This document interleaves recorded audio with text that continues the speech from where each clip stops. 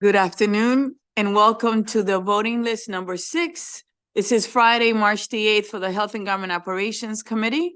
We are going to vote today and we have a long list. So is there a motion for the withdrawals? It's been moved in second. Any questions or concern? Seeing none, all those in favor say aye. Any opposition? Seeing none, is unanimous. Let's do House Bill 51. Delegate Rosenberg, Maryland Pediatric Cancer Fund modifications. It was voted favorable with amendment from the subcommittee. The analyst is Aaron and the chair is Bagnall. Aaron.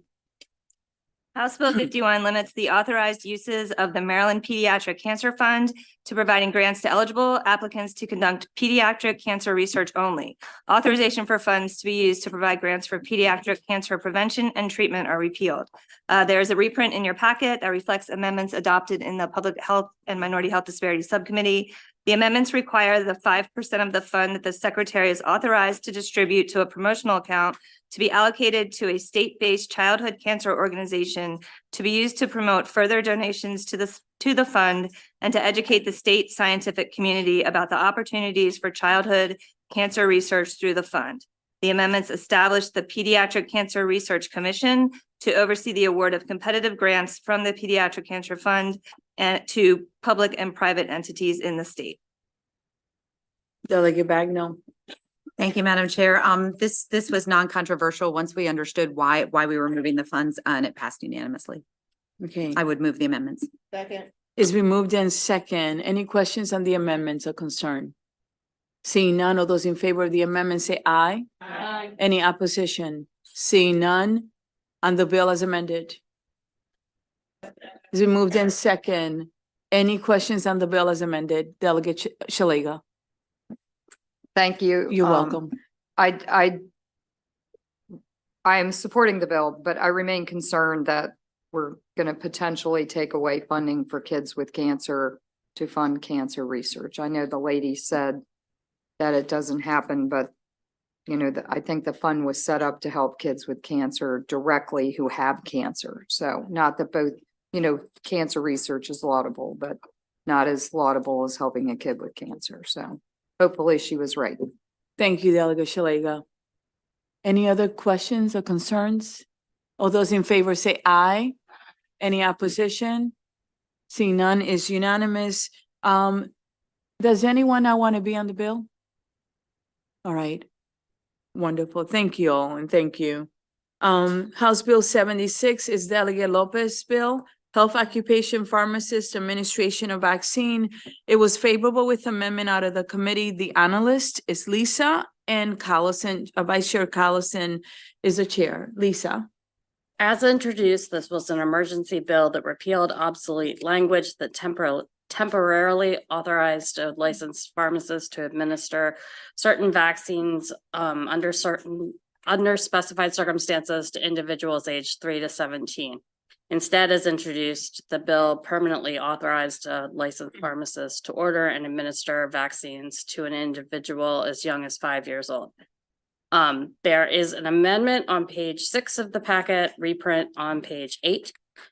With the amendments, the bill authorizes pharmacists that meet specified requirements to order and administer flu vaccines, COVID-19 vaccines, or other vaccines that may be used in response to a public health emergency for children who are at least 3 years old, and vaccines that are recommended by the Centers for Disease Control or approved by the Food and Drug Administration to children who are at least 7 years old. 1 second.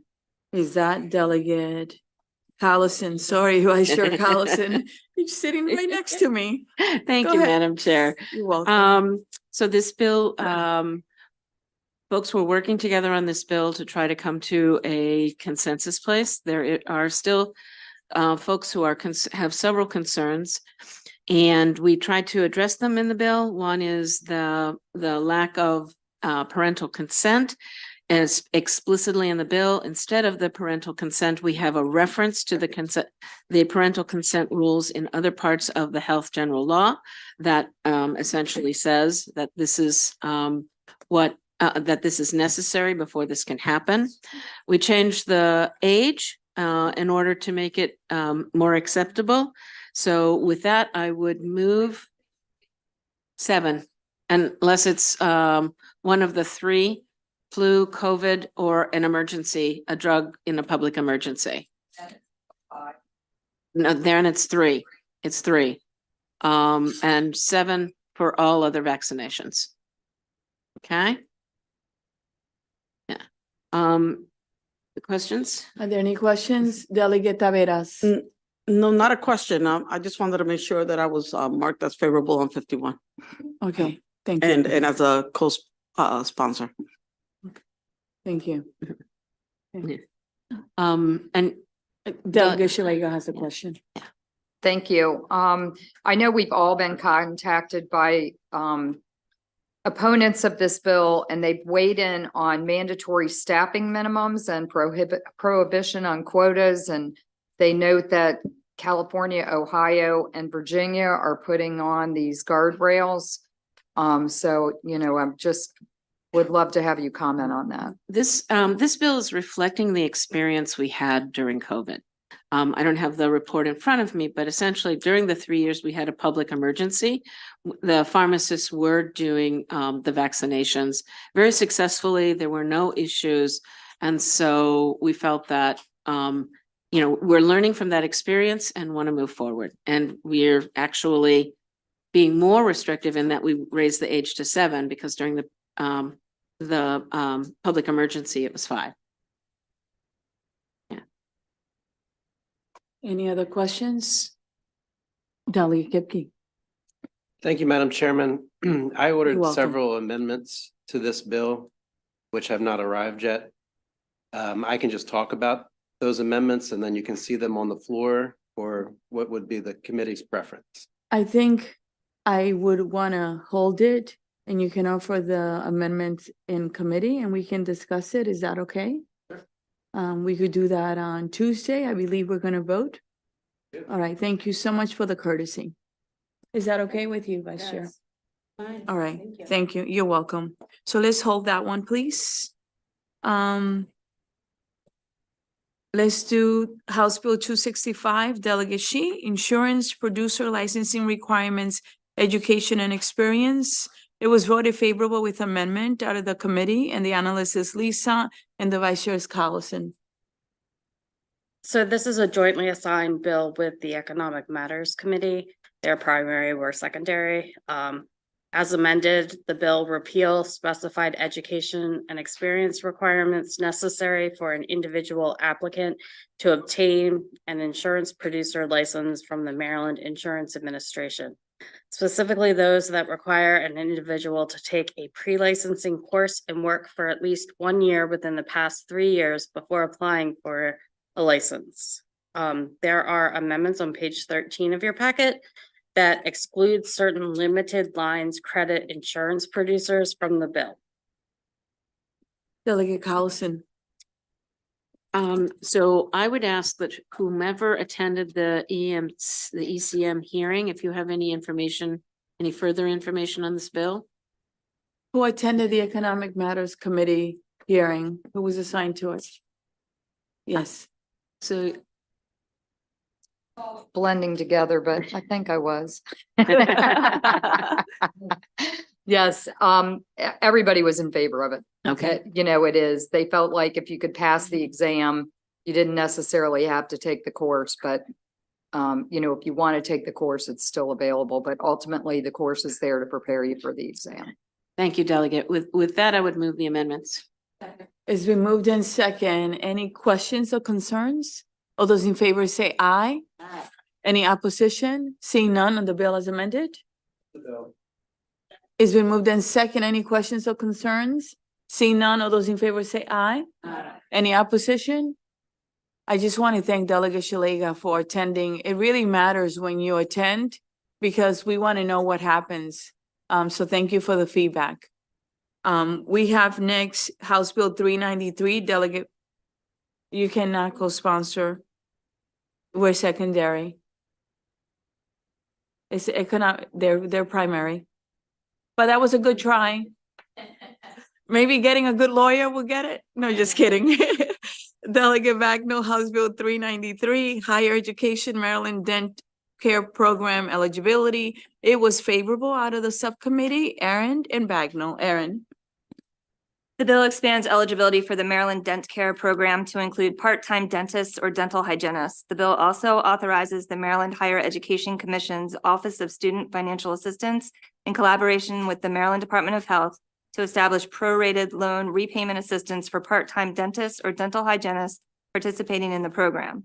The bill also clarifies that as a condition of eligibility for the program, an individual must be licensed to practice in Maryland by the State Board of Dental Examiners under either a general or limited license.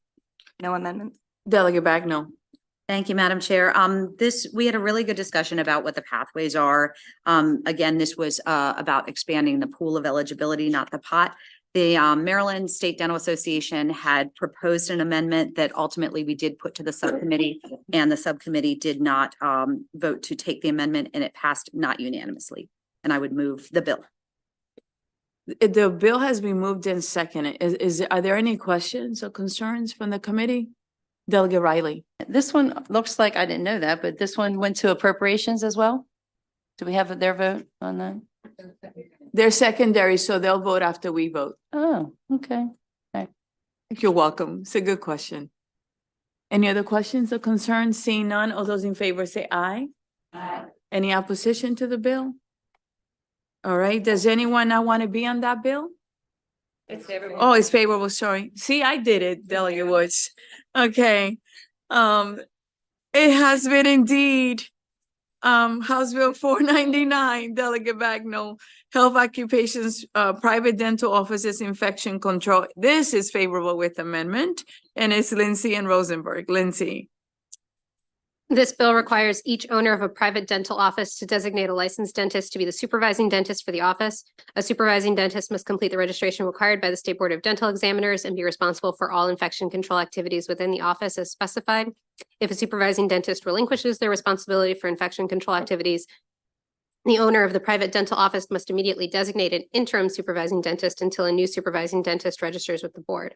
There are amendments on page 14 in your packet adopted in the subcommittee that define infection control activities, remove language that would have limited the number of private dental offices a supervising dentist may supervise, and clarifies that the requirements of the section do not fall under the definition of practice dentistry or limit the ability of an unlicensed person to assist with regulatory compliance requirements.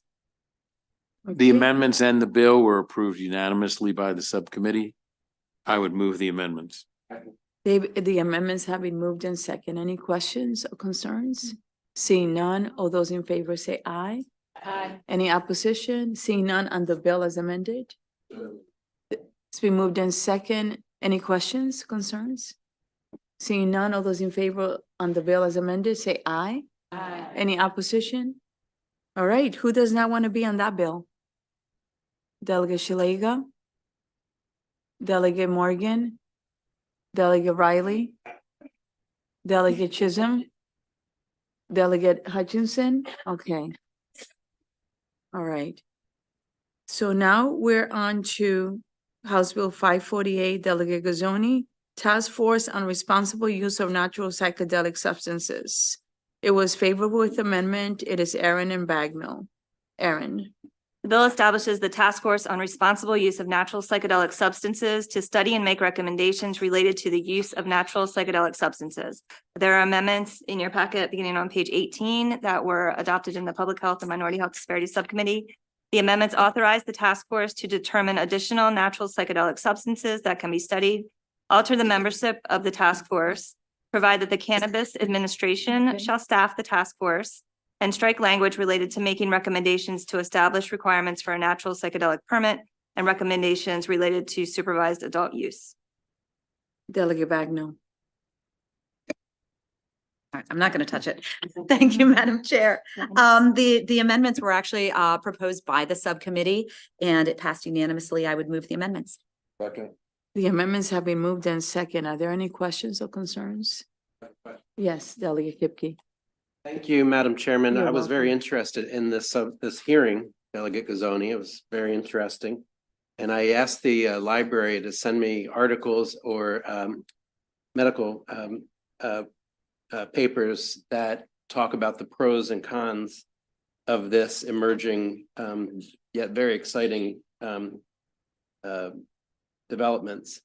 And they did send what I think was a very balanced set of information, which is just fascinating to me, the potential, but they also outlined the health risks of it as well, which there are significant health risks. So I'm just curious, the bill as it currently is before us, does it also ask, will the committee or commission also be looking at, as it relates to adult use, or, I guess recreational type uses of this stuff, the risks and the health effects, the whole picture, not just, I want to make sure it's a balanced outcome. It does. I think Aaron's actually looking at the page in reference because that question came up in the subcommittee as Aaron. well. Please. Page 3 of the bill, lines 22, 23, 24, 5, and She got 25. Perfect. Thank you. Yeah. It's an excellent question. Thank you very much.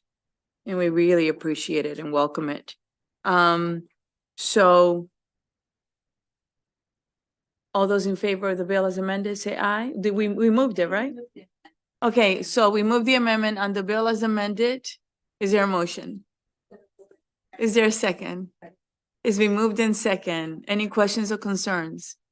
All right, all those in favor say aye. Aye. Any opposition or concerns? Seeing none, the bill passes unanimous. Who does not want to be on this bill?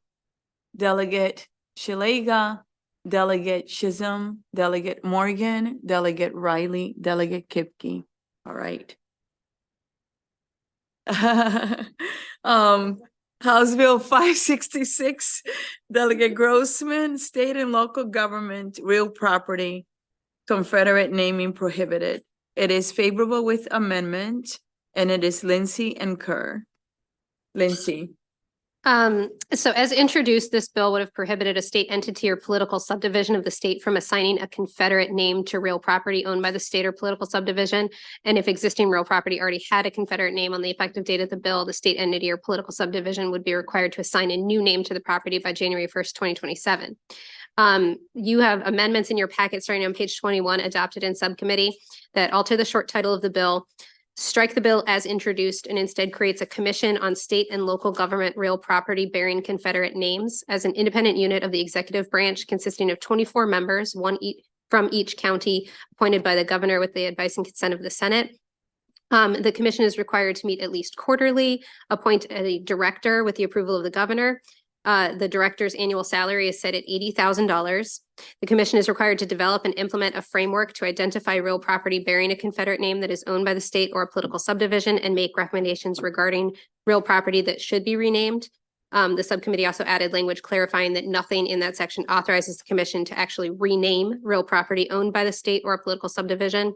The commission is required to report their findings and recommendations on or before October 1st, 2031 to the governor, mayor, and city council of Baltimore City, governing body of each county, and general assembly.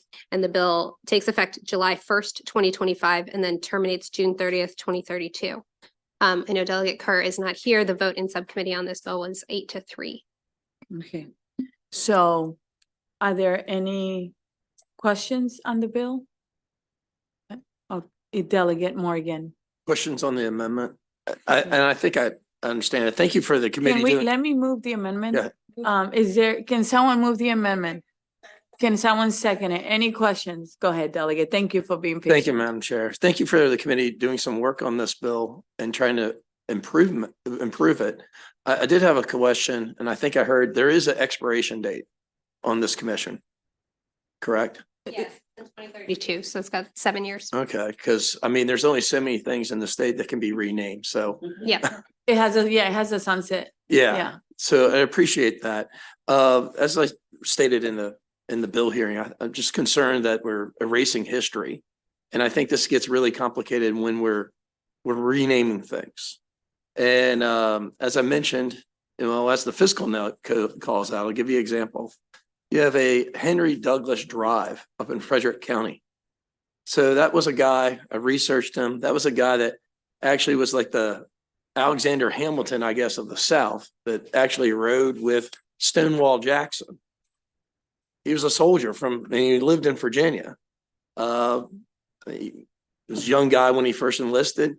After the war, he moved to Hagerstown and became an attorney, and then was a general for the next 20 years for the Maryland National Guard. And then it turns out that he actually, well, I guess after he moved to Hagerstown right after the war, he did testify against the conspirators that assassinated Lincoln. So I think it's hard to look back and see if someone was actually removing their name because they belonged or joined the war when they were younger, or did we rename a street for all the good things he did afterwards? And to me, in America, we celebrate those that have significant achievement and done good things, no matter what their past is. So I'm afraid this is going to open up a can of worms, and it's kind of divisive. So I must vote no to the bill, but I want to thank the committee sincerely for all the work they did on this bill, because I know it was a controversial issue and they did a good job. So I want to say thank you very much for letting us know your thoughts. As always, you know, this is the place to discuss it respectfully, right? And I so much welcome it. I'm going to call on the first person I saw was Alston, followed by Woods. Delegate Alston. Thank you. Thank you, Delegate, for your comments. I just wanted to say that we made sure that nothing in here allows this commission to actually do any renaming. So it's just for them to do the research, and part of the research that they would do would include things like determining whether or not the good, the bad, whether or not it was named for the good parts of the person history or the Confederate parts. So I think the commission will gather all that information, but the commission does not have the authority to actually rename anything. And so I just want to make sure that we're all clear on that. So. And thank you both. And I appreciate it. Delegate Woods. Thank you. You're welcome. I just want to respond, thank you, Madam Chair, to Matt, and say, as an African-American, I too am concerned when we look at ways to remove history. And I've seen it take place for African-Americans where we're banning books about our history, where we're rewriting the realities of what happened and the atrocities that happened to my people. And so while I share your concern about the realities of history, I just want to make it publicly known that we need to be very honest and open when we talk about whose history we rename or how we assign the accomplishments or not that they've made. Thank you, Madam Chair. Thank you. Any other questions or concern? And I want to say that this is, that I am so grateful that we can have this discussion, because the bill was improved because of your comments, Delegate Morgan. And we really thank you, okay? Very much. And I thank Delegate Alston and Delegate Woods for your comments as well. So any other questions or concerns on the amendments? Who am I missing? Oh, Delegate Shelley, I'm sorry. Thank you. So this, I guess, would be for Delegate Alston. So the commission is going to look at these names, make a determination, and then send that info to the locals, and then the public weighs in. I mean, how is that gonna work out? Delegate Alston. Thanks. It's my understanding from the bill that they will make their recommendations. I want to say those recommendations, and council can correct me, will actually come to the state. And then the locals will get it. I think it's a report that comes to us. Let me ask council Yes. if it's okay. Go ahead, council. So the report actually goes to the governor, the mayor and city council of Baltimore City, the governing body of each county, and the General Assembly. And that report is the framework to identify the real property and recommendations regarding real property that should be renamed.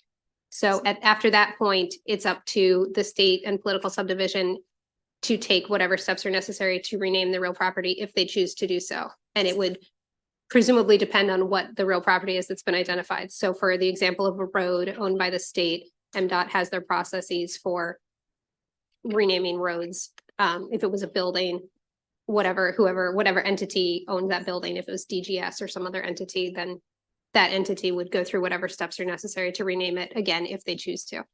So this is just a framework for them to, are they gonna actually look at specific names? Yeah, they would, I mean, they would look at the name of the building. They would also potentially look at the framework for naming the building. So for example, if you did have something named after a person, you would look at, you know, the history of why that person was having some sort of real property named after them, what aspect of their life was being honored. There was an example brought up in subcommittee of like things named after horses, like Confederate horses. So that in that case, it's not a person, but whatever the name, wherever the name originates. Okay, so they would, I'm just trying to understand how this works in practical terms. So this bill will establish a commission. The commission will establish a framework for reviewing, and then they will actually review. Yes. And then they will send their results to those people you just listed. Yes. And then those people or organizations, not people, those organizations will then take some other step to determine if they would or would not rename said article. Yes. Okay, thank you. And what if I was gonna say, if I may, what I like about the bill is that it has a process that it's the same for every jurisdiction, right? And it is a structure that will be consistent. And then it's up to the jurisdictions to decide what they want to do, and people will give input. So it's balanced. And I appreciate your questions. They're good questions because it allows us to understand the bill and the process clearly. Thank you so much. Anyone else? Okay, thank you. All right. And where were we on the amendments? Okay, so they've been moved in second and we were discussing, so all those in favor say aye. Aye. Any opposition to the amendments? Okay, seeing none on the bill as amended. It's been moved, it's been second. Any questions or concerns besides the one that was stated? Seeing none, all those in favor say aye. Aye. Any opposition? No. Delegate Morgan. And Delegate Kipke. Okay, all right, let me just hold on. Okay, so we have just, so then, let me just ask again, any? Oh, it's okay. We are a family here. All those in favor say aye. Any opposition? Delegate Morgan and Delegate Riley, Delegate Kipke and Delegate Hutchinson. All right, thank you. Thank you so much, everyone. All right, and now we're going to the second page of our voting list. And we have House Bill 594. Co-sponsor, who does not want to be on House Bill 566, raise your hand, please. Delegate Shalega, Delegate Morgan, Delegate Riley, Delegate Hutchinson, Delegate Kipke, and please note that Delegate Chisholm will be back and we can ask him when he gets back, okay? Thank you very much, everyone. Thank you. So now we have House Bill 594, Dorchester County Delegation, legal advertisement or legal notice, publication in newspaper or newspaper in general circulation, digital newspaper. It was voted favorable with amendment, and the analyst lawyer is Lindsay and the chair Kerr. Lindsay. As introduced, this bill altered the definition of newspaper or newspaper in general circulation in the general provisions article to mean a publication that is offered either in a print format or digital format. The subcommittee adopted amendments that begin on page 25 in your packet that strike changes applying statewide and instead adds a provision that applies only in Dorchester County that specifies that if a law, resolution, or court order, judgment, or decree requires the county to publish a legal advertisement or legal notice, any required advertisement or notice shall be published and distributed through print and digital format. The time period required for publication starts once the first advertisement or notice appears in either print or digital format. And if there is no print and digital publication that meets all the requirements for newspaper or newspaper in general circulation that applies statewide, then in Dorchester County only, the advertisement or notice may be placed in a digital publication that can be accessed in Dorchester County and that regularly contains local news and information for Dorchester County. The subcommittee voted this unanimously, and the Dorchester County delegation supported this amendment unanimously as well. Since Delegate Kerr's not here, Delegate Hutchinson, anything you would like to add? Because you were instrumental in working this bill. It was great to get the cooperation of the Maryland Press. They worked hard with us to come to an agreement that is going to help the county and hopefully a start of allowing online notifications. It's a start. It's good. That's wonderful. Well, you pulled, what is it they call it? A rabbit out of the hat? Delegate Hill. Thank you. Lindsay, on page 25 of our packet, I just want to clarify because I'm having a hard time putting together. Is that on the one, the very last clause there or whatever, any required advertisement or notice shall be published and distributed through print and? Is that supposed to be an and there? Yes, that's Okay. supposed to be an and.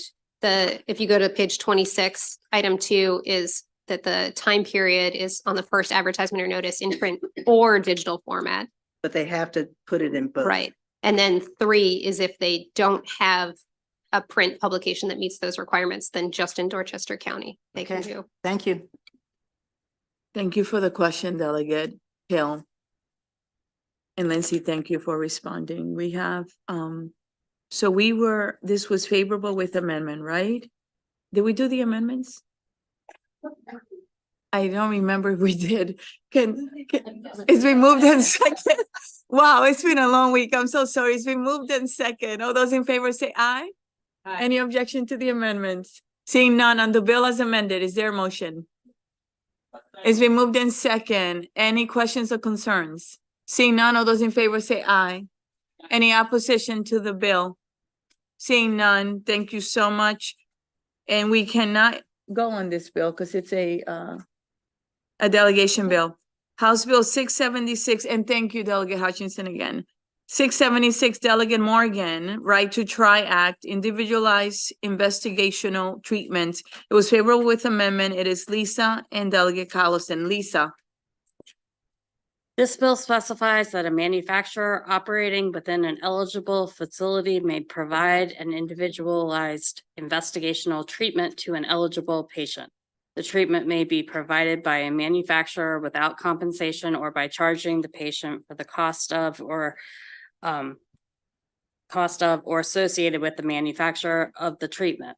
A carrier, third-party administrator, or government agency may provide coverage for the cost of the treatment, but a government agency is not required to pay costs associated with the use, care, or treatment of an individual with the treatment.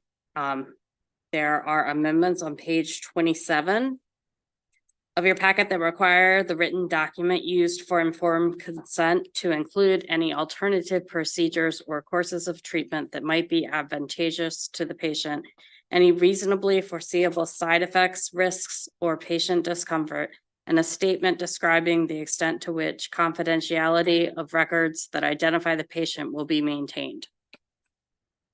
Okay, Delegate Collison. Thank you, Madam Chair. You're welcome. We had a good discussion about this bill, but in the end, and in the end, we had a unanimous vote. So I would move the amendments. The amendments have been moved in second. Any questions? Delegate Hill. On the amendment, page 3, line 12, after suffers insert, including any alternative procedures or courses of therapy, if any, that might be advantageous to the patient. That implies that the person getting this consent knows of every alternative procedure and course of therapy. Yeah. When it says that they have to tell them of any, page 3, line 12 in the amendment, so this is package 27. In the bill, it would read, right, okay.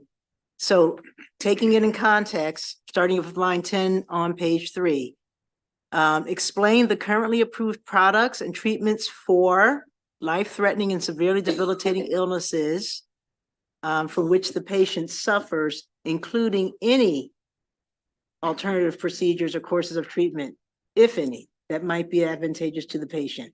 I think for me, I suggest that it might be including alternative procedures or courses of treatment, if any, if known, that might So the first, any, I would suggest striking. And if known, I've certainly had patients who came up with procedures and things that I did not know about.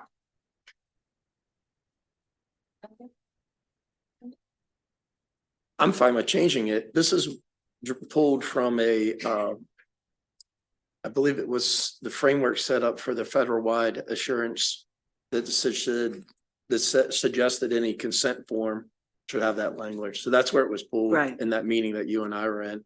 But yeah, if you want to modify it, I'm fine with that. Let's do it. Yep. Are you able to do it? All right. Yes. Okay, I love it. You know, really. Delegate Kaiser. You need a word like reasonable in that, because like, is it known? Is it known by everyone? Is it like considered legitimate? I mean, That's a good. I think And Oh, line 20, okay. line or reasonable, foreseeable. But side that's a effects, risk. different, Okay. different clause. Just, Yeah. just some qualifier, because, even the best of doctors aren't going to know of everything under the sun that's ever been created for everything. Makes sense. So where should we put it? Go ahead, Delegate Hill.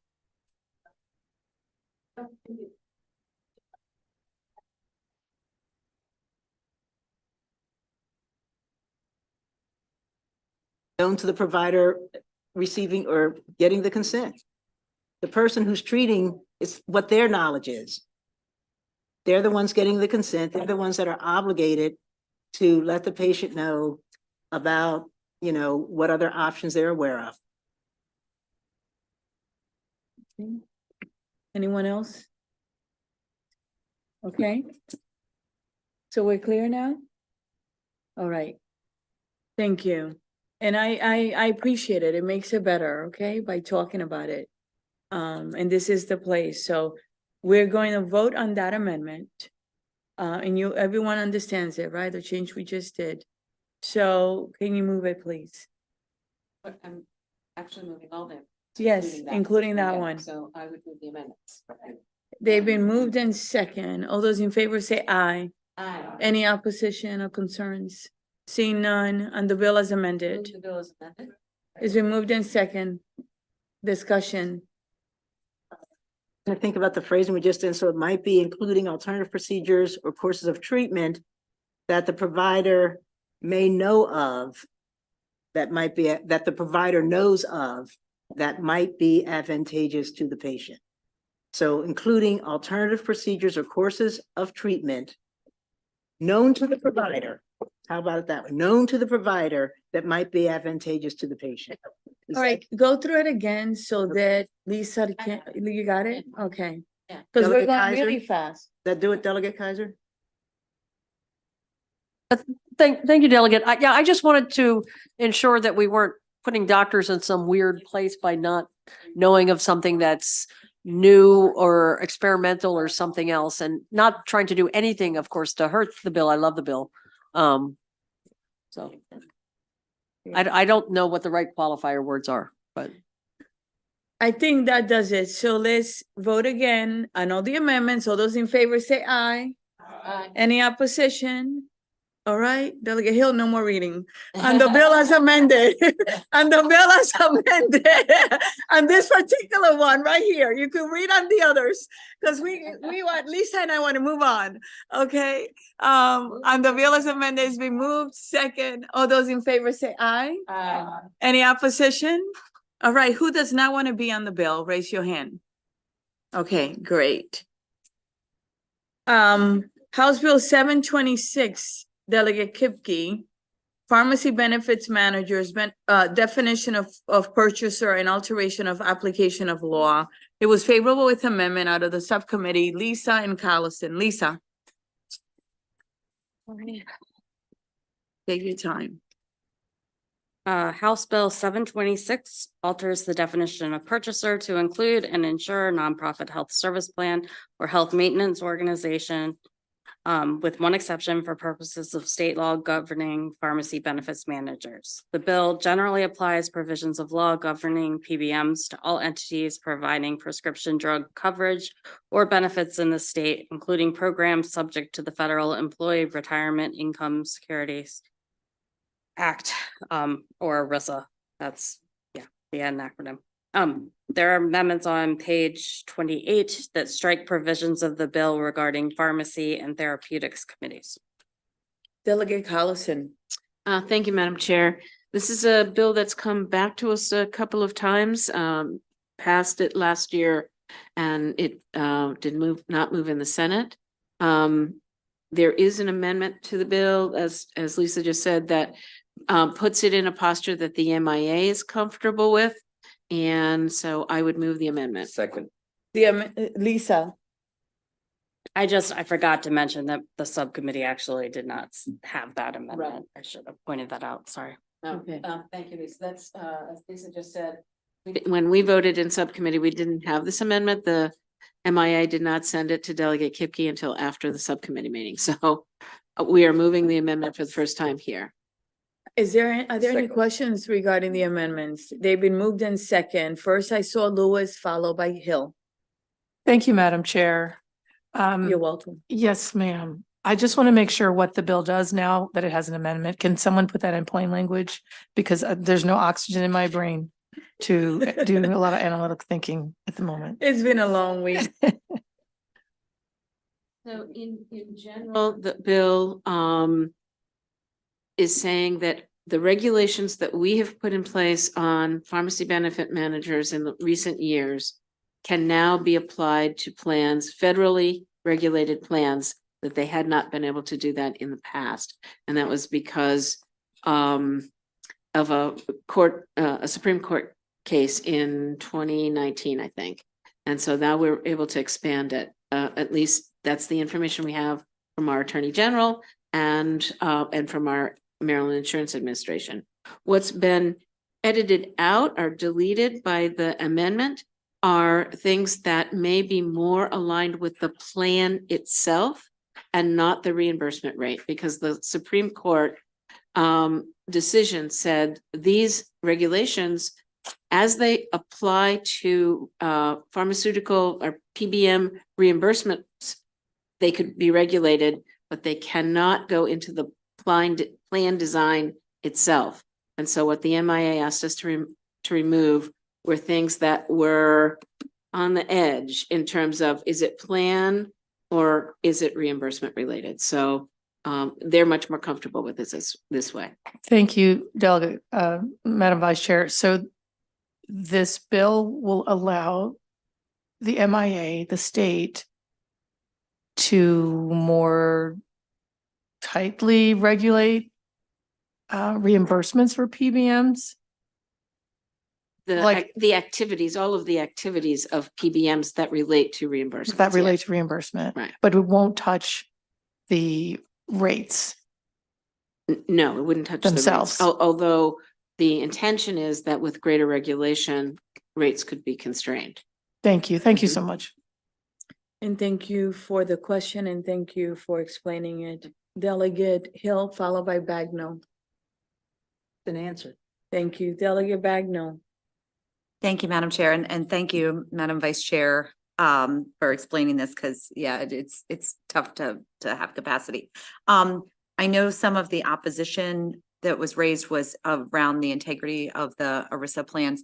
So as amended, this does not jeopardize the integrity of those plans. Is that correct? And the MIA is comfortable and the AG is comfortable whether or not, if we, implement this, they try to sue, the PBMs try to sue. I can't promise you that won't happen. Oh, thank you. MIA is good and the AG is good. Okay. Okay. Any other questions or concerns? Seeing none? All those in favor of the amendment say aye. Aye. Any opposition? Seeing none on the bill as amended? It's been moved in second. All those in favor say aye. Any opposition? Seeing none, the bill passes Does someone not want to be on that bill? Can you raise your hand? All right. Congratulations, Delegate Kipke. All right. And thank you for the discussion, everyone, and for the hard work. House Bill 829, Delegate Olston. Public Health Service Sector Employees Mental Health First Aid Training. It was favorable with amendment. It is Aaron and Bagnell. Aaron. House Bill 829 requires the Maryland Department of Health to provide a virtual mental health awareness and skills building training program for service sector employees in the state, and in coordination with the Maryland Department of Labor and the Public Service Commission, conduct a public awareness campaign to increase awareness among service sector employees of the availability of the program. There are amendments in your packet on page 29 that change the references to mental health first aid to mental health awareness and skills building throughout the bill. Delegate Bagnell. Thank you, Madam Chair. We had a really good discussion about this bill, that it wasn't a mandate, that changing the terminology, because mental health first aid is a very specific program, that gave some flexibility and also addressed the fiscal note. And with that, it moved unanimously, and I would move the amendments. Second. The amendments have been moved in second. Are there any questions or concerns on them? Seeing none, all those in favor say aye. Aye. Any opposition on the bill as amended? It's been moved in second. Any questions or concerns? Seeing none, all those in favor say aye. Aye. Any opposition? All right, it's unanimous. Who does not want to be on this bill? Delegate Shalega, Delegate Woods, Delegate Riley. All right, thank you. So we have next House Bill 879, Delegates S. Johnson and A. Johnson, Health Benefit Plans. Johnson and Johnson, Health Benefit Plans, Calculation of Cost Sharing Contribution Requirements and Prohibition. It was favorable with amendment. It is Lisa and Collison. Lisa. This bill alters the calculation of an insured's contribution to an applicable cost sharing requirement. There are amendments on page 33 that significantly change the language in the bill, but not really the intent. So the amendments require discounts, financial assistance payments, product vouchers, or other out-of-pocket expenses made by or on behalf of an insured to be included in the calculation for the insured's cost-sharing responsibilities for prescription drugs covered by the insured's health benefit plan, and that do not have an AB-rated generic equivalent unless the insured obtained coverage through prior authorization, step therapy, or an exception or appeal. The amendments require a person who provides an insured with discounts, financial assistance, vouchers, or other out-of-pocket expenses to notify the insured of the maximum dollar amount and expiration date of the assistance, and provides that a violation of this provision is a violation of the Consumer Protection Act. The amendments also make an exception to the bill for health savings account compatible high deductible health plans. Okay, Delegate Collison. Thank you, Madam Chair. This bill has been through many iterations, but I feel we have landed on something that works for at least my subcommittee and hopefully for you all. The original intent of the bill as it came in was to assure that when a patient used a financial assistance program offered by a drug manufacturer, that amount of assistance could count towards the deductible. We have declined to discuss this bill for a number of years, but it is moving around the country. And so, it was important for us to see that it is how it works in other countries, other states. And that's why, we were really working hard to make sure the bill could get out this year. It came in a much broader bill. The amendments bring it down to the heart of what it was intended to do, which is make sure that assistance program can count towards the deductible. The conversation and discussion in subcommittee was primarily related to those very special HSA, high deductible plans that are governed by the federal government, which in any law that we pass regarding any benefit at all, we have to have this exclusionary language around those plans. In the state of Maryland, we were told this morning there are only 3 such plans. And it just means that those folks can use the financial assistance, but it will not count towards the deductible because of the rules around the plan, those 3 plans. And if you recall, we had a briefing early in the session around how those plans are designed and regulated. And essentially what happens is the deductible is the amount of money that you would have paid in premiums if you were paying it in premiums. So that's why the deductible is so high, and folks want to pay lower premiums. And so they're only paying for the amount of medical services they use. Probably more than you wanted to know. But with that, I would move the amendments. The amendments have been moved in second. Are there any questions on the amendments? Seeing none, all those in favor say aye. Oh, there is a question. Delegate Hill. There I go reading again.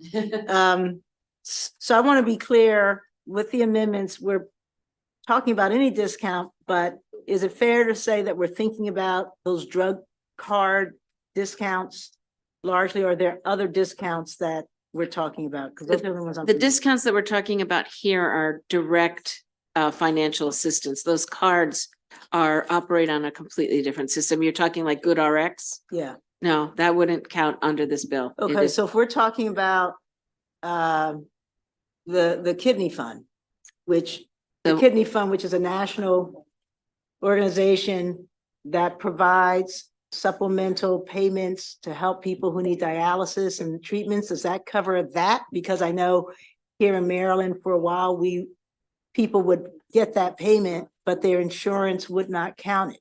And they weren't allowed to get insurance if they were getting outside payment for the dialysis and other treatment.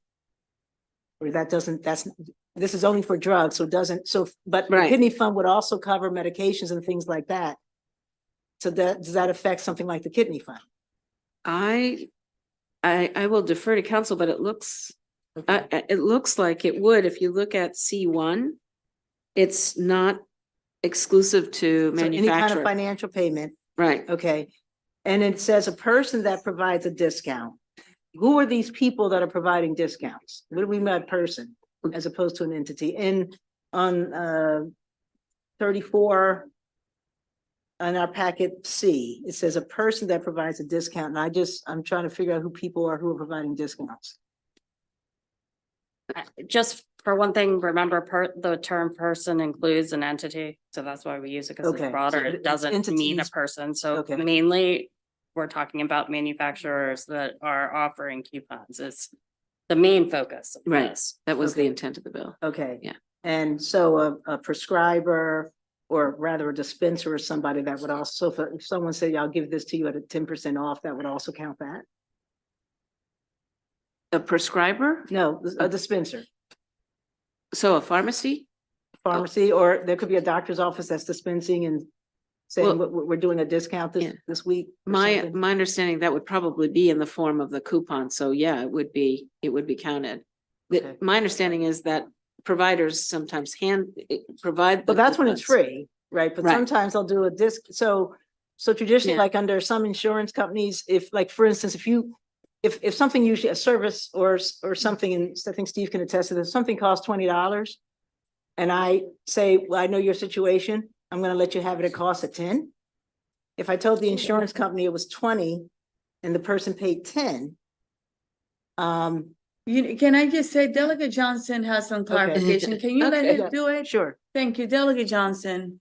Thank you, Madam Chair. Yeah, No, I this- can read your body. Yeah, this is mainly when a patient comes to the pharmacy and they're on a specific drug, if there's a manufacturer coupon and we pull up on the computer, it'll show up that they're offered that coupon Okay. or a discount, and then they can apply that towards Okay, their code. so not the ones they download No, from GoodRx no, or something like that. no, All right, thank you. You're welcome. That was simple. All right. Any other questions? And that was on the amendments, right? And we did take a vote, correct? On the bill as amended. Move the bill as amended. Is there a second? Are there questions or concerns? All those in favor say aye. Any opposition? Seeing none, who does not want to be on the bill? All right. Delegate Johnson, thank you so much for your hard work on that. Really appreciate it. Next, we have House Bill 894, Delegate Chisholm, Procurement Government of the People, the People's Republic of China Prohibition, favorable with amendment. It was Lindsay and Kerr. Lindsay. As introduced, this bill prohibited an entity that is owned, operated, or controlled by the government of the People's Republic of China as specified from bidding on, submitting a proposal for, or entering into or renewing a contract with a public body in the state. To that end, by December 31st, 2024, the Board of Public Works must use credible information available to the public to create a list of entities barred from participating in procurement with a public body. The bill includes procedures for adding entities to and removing entities from the list maintained by BPW, and it also includes penalties for making a false certification under the bill. The subcommittee adopted amendments that begin on page 36 of your packet that alter the short title of the bill, and rather than prohibiting procurement from Chinese companies, prohibits procurement from an entity owned, operated, or controlled by the government of a country subject to an embargo under the International Traffic in Arms Regulations, and adds language abrogating the act if the federal government enacts a law that no longer authorizes states to adopt and enforce these provisions. This was a unanimous vote in subcommittee. Okay. So we have Delegate Kerr, who's not present right now. Are there any questions or concerns about this bill? Seeing none, can I have a motion on the amendment, please? Oh, Hutchinson, you have a question? Okay. I believe when the bill was being read, there was like a list of these countries. Could you read that list off? The list of countries is Belarus, Burma, China, Cuba, Iran, North Korea, Syria, Venezuela, Afghanistan, Cambodia, Central African Republic, Cyprus, Democratic Republic of Congo, Ethiopia, Eritrea, Haiti, Iraq, Lebanon, Libya, Russia, Somalia, South Sudan, Sudan, and Zimbabwe. Thank you. The only thing I just want to note is, did you guys get invited to the Secretary of State's reception for our sister states, of which China and Russia are one of our sister states? So does this affect that, or can we still have a sister state? Good point. This is to do with procurement from entities that are owned by the government, so I don't think that that would affect that sister state relationship. Got it. Thank you. Okay. All right. Good question. And that was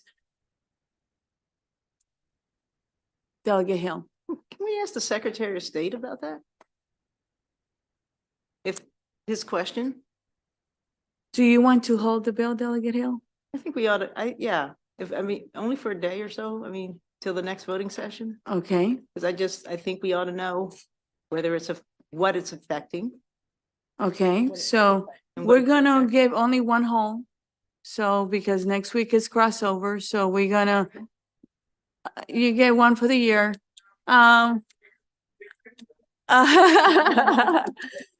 Okay, so Lindsay, can you make a call, please? All right, so 1 second, please.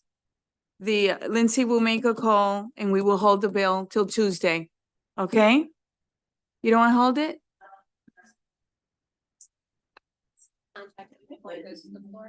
You can do one? I can contact them before the bill.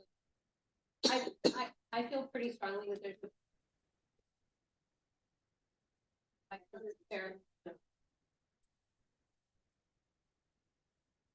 Okay, but it's not only China.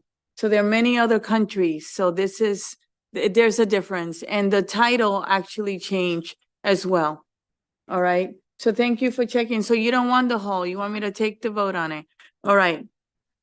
Oh, but there are questions. Delegate Morgan and then Delegate Lewis. I was going to say, I wouldn't believe that the Secretary of State would affect, because if you remember a couple of years ago, one of our sister cities, I believe from Maryland, is in Russia. But that all happened before we pulled out all our financials out of we basically boycotted them and pulled all our financials out of the whole teacher pension and state employees. That's true. Pension retirement. So if it didn't affect that, I wouldn't think it would affect any type of procurement. But it's a good question. Delegate Lewis. Thank you, Madam Chair. And all due respect to the good delegate from Anne Arundel, the sponsor, forgive me for this question. But I heard in the list of countries that Haiti was listed. And I'm curious why. They don't make anything. Let's take it from the threat. It's from the threat report. So there's a travel advisory, but what kind of threat does Haiti present?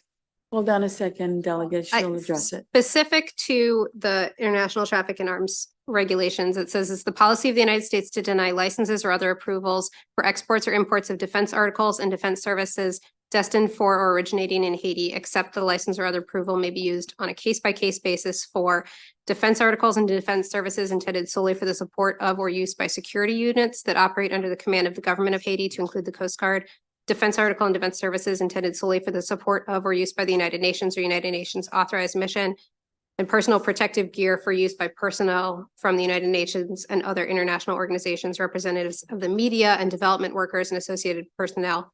All shipments of arms and related materials consistent with the above exceptions shall only be made to Haitian security units as designated by the government of Haiti in coordination with the U.S. government.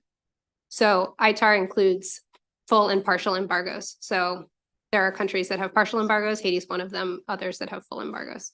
Thank you for explaining. Thank you, Madam Chair. Great question. Okay. Any Delegate Hill? Yeah, so we chose a list of arm embargoes to come up with a broader range. Were there other things that we could have chosen, or could we have chosen to only use that list, the ones that are fully? Because this is an arms embargo, and we're saying because there's an arms embargo, we're not going to do any trade at all. So could we have said, since you said there's a list of partial embargoes and full, could we have done a different list? I understand that, but it's an arms embargo, and we're saying therefore, since there's an arms embargo, we won't procure anything from these countries. And my question is, could we have narrowed the list, or is there another list that we could have come up with so that we weren't targeting one country, which I know was the goal? Can I, Lindsay, yes, and then from I'm what- going to let council speak, but go ahead, Delegate Chisholm. The only reason I did that, and I just had a bill hearing across the hall. It says, by referencing ITAR, the legislation aligns with established legal standards and internationally recognized guidelines for controlling the export of defense-related items and information. This approach avoids singling out any particular country, preventing potential legal challenges based on discrimination, and promoting a more inclusive yet robust strategy to protect sensitive assets. So it's from US law. That's why we used ITAR. I mean, I could have picked and choose, but then it's discriminatory, because they're like, well, you picked us, but not them. And keep in mind, this is not against any people. This is against governments. I understand. That's why Haiti's in there, because the people of Haiti are great people. But if you ever look at a picture of Haiti over top, Dominican looks like it's flourishing. Haiti is basically barren because of a corrupt government. That's why the We're not US. gonna have that debate, but we're not gonna have that debate. Go ahead, you wanted to? Okay, Delegate Hill, do you have any other questions? No, again, I Okay. was gonna ask Delegate Chisholm, what other US list, you said you could have chosen other list, and I've still asked, even using this list, could we differentiate between those countries that are under a full embargo for arms and those are under partial? But you said there were other lists, so can you say what other lists there are that we might have No, I said I chosen? couldn't parcel out another list. This Oh. is what's already in US law. That's why we chose. Well, we have, okay, so that's the only list that we have where we have embargoes is on arms. I don't want to speak to that because I'm not Okay, sure. All right. That's the question. Again, Delegate Hill, do you want to hold the bill?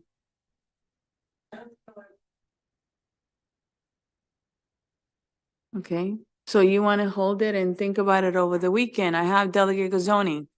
Very quick aside, from all of my experience in the federal government, and which did include some procurement stuff, ITAR was used routinely as in situations like this, routinely. Between partial, using those that are under the list for a full embargo and those that are under the list for a partial embargo. Oh, no. But you were doing a lot of defense contracting procurement, right? NASA does almost exclusively civil work. Okay.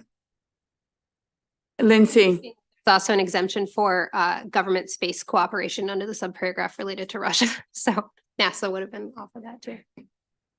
Okay? All right. Everyone okay? All right. On the bill, did we do the amendment? Because now with all the talking, did we do the amendment? Okay, we did do the amendment? All right. Is amendment been moved in second? We had a discussion. All those in favor say aye. Any opposition to the amendment? On the bill as amended, are there, can you please move it? It's been moved in second. All those in favor say aye. Aye. Any discussion, concerns anymore? Because we have been talking about it. All right. All those in favor say aye. Any objection? The bill passes. Okay? Okay, who does not want to be on the bill? If you could raise your hand. Delegate Lewis. Okay. And Delegate Bagnell. All right. Delegate Hill. Delegate Lopez. Okay, I'm gonna just raise your hand one more time. I'm gonna do it slowly for the LA. All right, Delegate Hill. White Holland. Lopez. Taveras.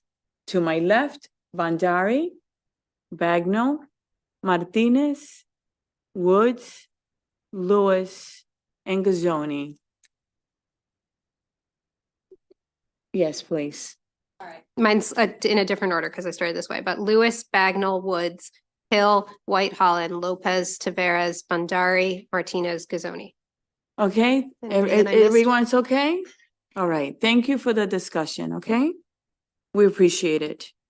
All right, let's move on to House Bill 959, Delegate Bandari, Health Occupation Certified Dialysis Technicians Continuing Education Requirement. Favorable with amendment. It was Lindsay and Rosenberg. This bill alters the continuing education requirement for certified dialysis technicians renewing their certification. The bill requires 3 hours of continuing education approved by the Board of Nursing rather than a 3-hour continuing education course approved by the board. There's an amendment in your packet altering the effective date of the bill from July 1st to June 1st. The technical change in law is still 3 hours worth of education. It was unanimous on the amendment and the bill. You want to move the amendment? So moved. Thank It's you. been moved in second. Any questions, concern, discussion on the amendments? Seeing none, all those in favor say aye. Aye. Any opposition? Seeing none on the bill as amended. It's been moved in second. Any discussion or concerns? Seeing none, all those in favor say aye. Aye. Any opposition? Seeing none, who does not want to be on this bill? Can you raise your hand? Okay. Let's go to Delegate Rosenberg's House Bill 1053. It is Delegate Kaiser, State Board of Nursing, Executive Director Qualification Study.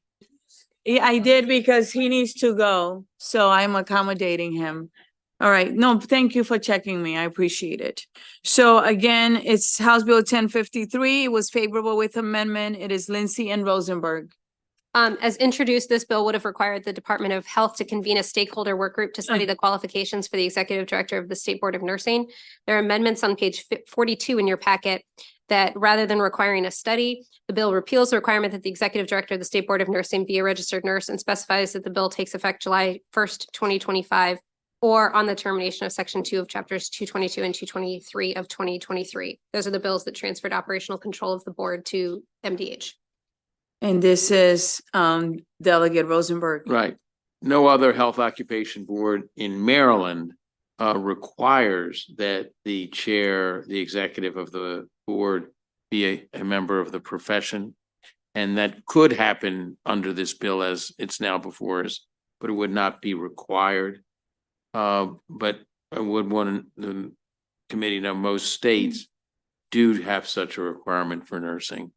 But we felt as a subcommittee unanimously that there should not be such a requirement here And no, the board has it. with the amendment. They've been moved in second. Any discussion or concern? Seeing none of those in favor say aye. Aye. Any opposition on the bill as amended? Second. Moved in second. Any discussion or concern? Seeing none of those in favor say aye. Aye. Any opposition? The bill passes. Who does not want to be on the bill? Can you raise your hand? All right, so let's go back to House Bill 1012. State officers and employees require surety bonds insurance policy authorized. It is favorable. It is Lindsay and Kerr. Lindsay. This bill repeals provisions under the state government article pertaining to the Maryland State Employees Surety Bond Committee and transfers specified duties of the committee to the state treasurer. The bill also authorizes specified officers and employees of the state who are required to be covered by surety bonds to alternatively be covered by insurance policies of the type and in the amount of coverage determined by the state treasurer. There are no amendments. Delegate Kurt is not here. Is there any discussion or concerns? All right, on the bill has been moved. It's been second. Any questions or concern? All those in favor say aye. Aye. Any opposition? The bill passes and Delegate Kerr is excused, okay?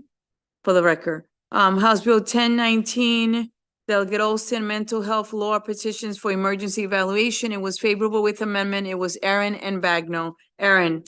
This bill authorizes a court to extend the effect of an endorsed petition for emergency evaluation by 5 days for good cause shown. A peace officer is authorized to use force in accordance with the Maryland Use of Force statute.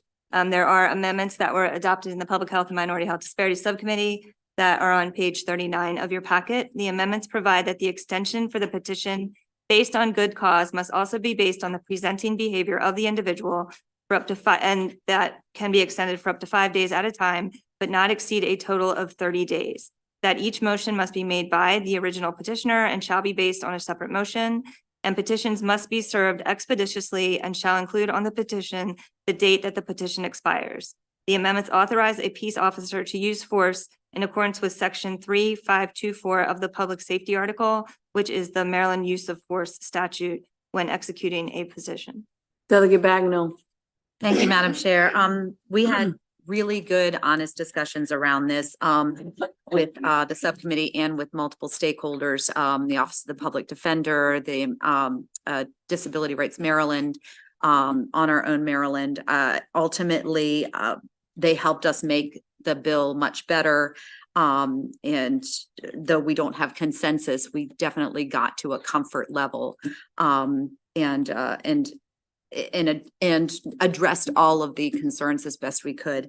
And it passed unanimously. I would move the amendments. The amendments have been moved in second. Are there any questions or concerns on the amendments? Seeing none, all those in favor say aye. Any opposition on the bill as amended? It's been moved in second. Any questions or concerns on this bill, House Bill 1019? Seeing none, all those in favor say aye. Aye. Any opposition? The bill passes. Who does not want to be on the bill? Can you raise your hand? Delegate Lewis. Thank you. House Bill 1053, we did that already, right? House Bill 1134. Hospitals and related institutions, residential treatment centers accreditation. It was favorable. It is Aaron and Kerr. House Bill 1134 expands the definition of accredited residential treatment center to include a center accredited by the Commission on Accreditation of Rehabilitation Facilities or the Council of Accreditation, in addition to the Joint Commission on Accreditation of Healthcare Organizations under current law. No amendments. Okay. Is there a motion on the bill? It's been moved in second. Any questions or concerns about this bill, House Bill 1134 from anyone? Seeing none, all those in favor say aye. Aye. Any opposition? All right, who does not want to be on the bill? Okay. Oh, I'm sorry. I am automatic. Sorry, thank you. Ooh. House Bill 1229, Public Health Kratom Consumer Protection Act. It was favorable with amendment. It is Aaron and Bagno. Aaron. This bill requires a retailer that prepares, distributes, sells, or exposes for sale a Kratom product to disclose on the product label the factual basis on which the representation is made. A retailer is prohibited from preparing, distributing, selling, or exposing for sale a Kratom product that does not comply with the specified disclosure or that is adulterated with, contaminated with, or contains other substances, and from distributing, selling, or exposing for sale a Kratom product to an individual younger than 21. A retailer may not advertise or market Kratom product to minors.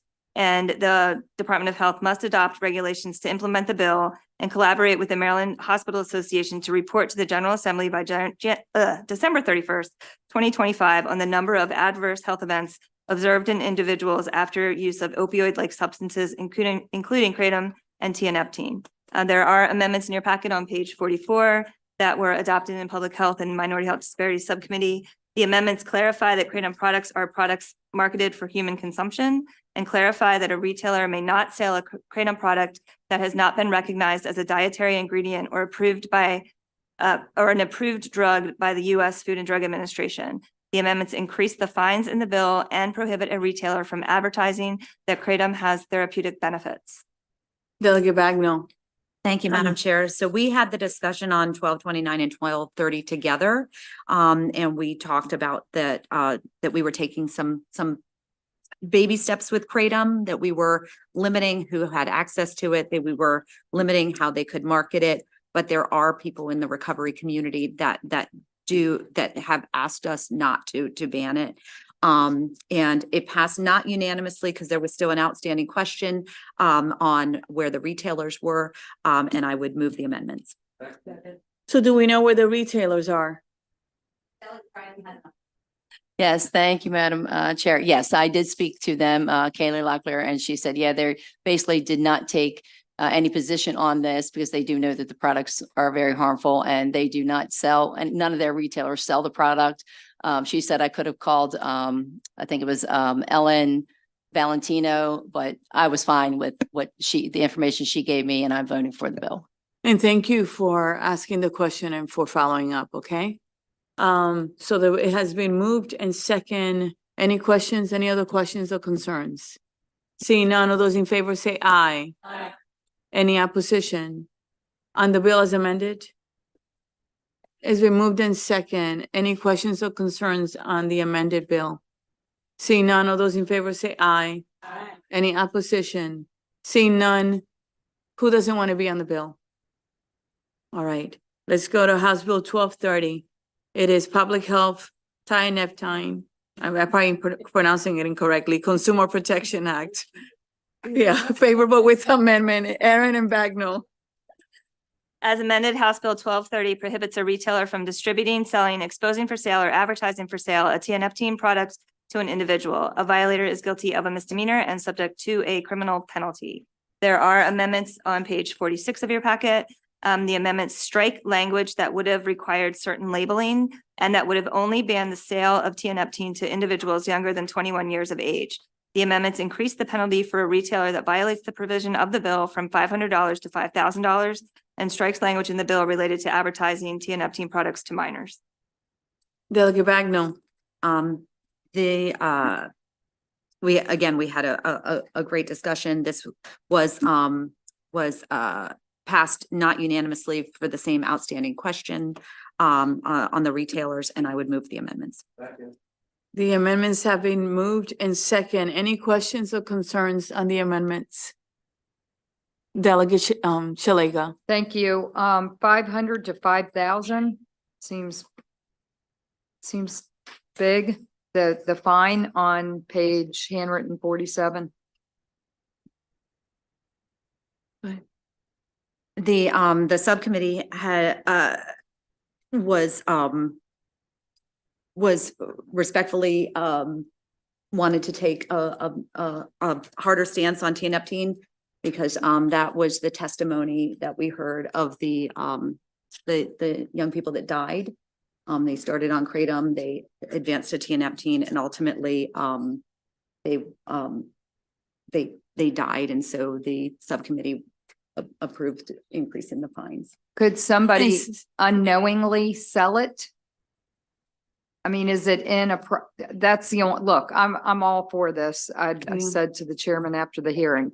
So I'm just a little concerned that this fine will catch some people that, you know, anybody who's intentionally selling it, that's a different conversation, but I don't know anything about this drug or how you get it or where it is, and you know, so that would be my question. So it is up to 5,000, up to, and some states have it it's a lot higher, like 20,000, 25.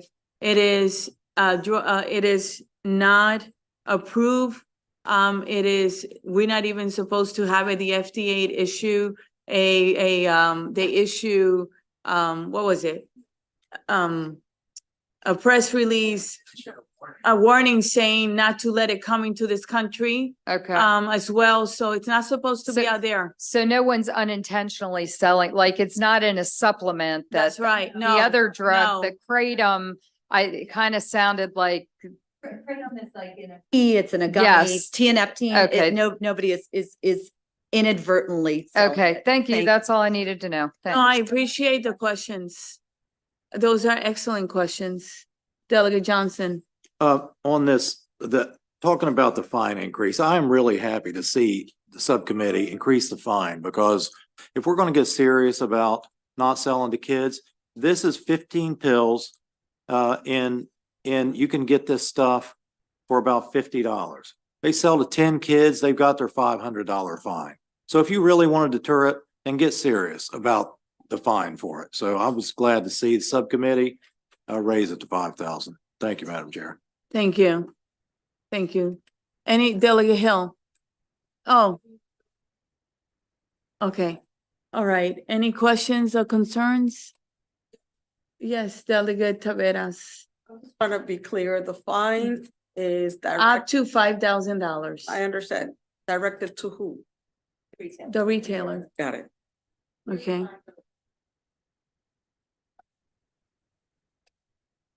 Not directed, so. General fund. General fund, because it's not directed. Maybe a bill for next year, Delegate Hill. Seriously, for health. I like that. I will co-sponsor. All right. We did move the amendments, right? All right, so, no? Okay, it's been moved in second. Any other discussion? All those in favor say aye. Aye. Any opposition on the bill as amended? Is there a motion? Moved in second. Any concerns or questions? Seeing none, all those in favor say aye. Aye. Any opposition? Seeing none, the bill passes. Who does not want to get on the bill? All right, great. We are done with our voting for today.